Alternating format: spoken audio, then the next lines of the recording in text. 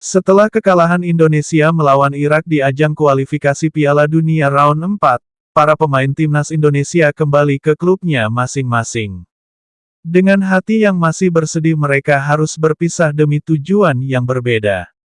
Beberapa pemain kembali ke Eropa dan ada beberapa yang kembali ke Indonesia untuk melanjutkan pertandingan di Liga 1.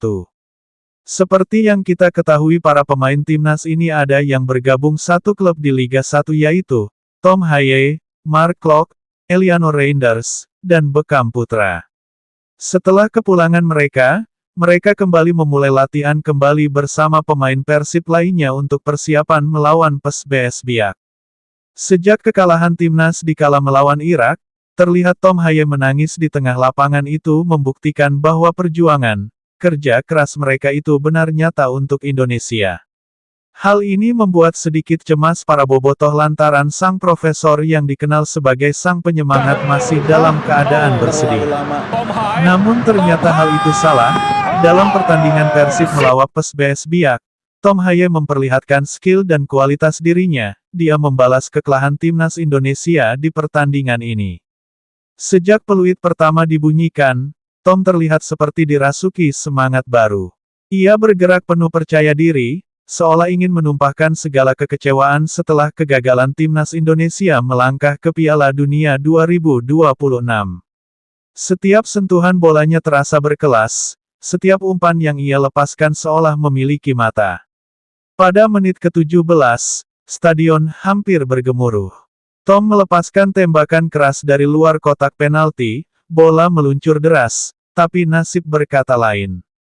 Si kulit bundar membentur tiang gawang dan memantul keluar. Bobotoh yang sudah berdiri bersorak kecewa, sementara Tom hanya menghela napas, menepuk tangannya, lalu kembali fokus. Permainan Persib benar-benar dikendalikan olehnya.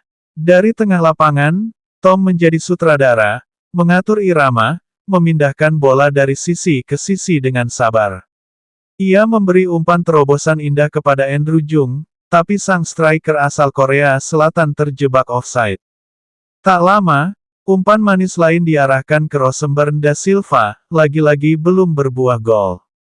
Menit-menit berjalan, dan menjelang akhir babak pertama, kerja keras Tom akhirnya membuahkan hasil. Dari sepak pojok yang ia lepaskan, bek PSBS melakukan pelanggaran di kotak terlarang. Wasit menunjuk titik putih. Andrew Jung maju dan menuntaskan tugasnya, membawa Persib unggul 1-0 tepat sebelum turun minum. Sorak-sorai bobotoh memecah malam Sleman. Di pinggir lapangan, pelatih Bojan Hodak tersenyum puas, sementara Tom menatap ke arah rekan-rekannya, mengangkat tangan, memberi tanda, tetap fokus, pertandingan belum selesai. Memasuki babak kedua, permainan Tom semakin menjadi-jadi. Ia kembali menunjukkan kenapa dirinya dijuluki Profesor. Ia tahu kapan harus cepat, kapan harus sabar. Umpan-umpan panjangnya memecah pertahanan PSBS, membuat lawan berlari tanpa arah. Dari kakinya pula, lahir serangan berbahaya yang akhirnya menghasilkan gol kedua. Tom melakukan switch play ke sisi kiri lapangan, bola mendarat mulus di kaki Beckham Putra yang langsung mengirim umpan silang ke William Barros. Tanpa pikir panjang, William menuntaskan dengan tendangan keras yang membuat kiper PSBS tak berkutik. 2-0 untuk Persib. Stadion kembali bergemuruh. Tom menatap ke arah rekan-rekannya dengan senyum tipis, tapi tetap tenang. Ia tahu pekerjaannya belum selesai. Pada menit ke-67, ia kembali menciptakan peluang matang. Umpan kuncinya ke Andrew Jung begitu akurat, namun kali ini penjaga gawang PSBS tampil heroik dan menepis bola. Meski belum menghasilkan gol, setiap serangan Persib terlihat hidup karena sentuhan Tom. Menit ke-74, Bojan Hodak memutuskan menggantinya. Tom berjalan keluar dengan tepuk tangan meriah dari penonton. Ia menunduk sedikit, memberi salam, lalu memeluk pelatihnya.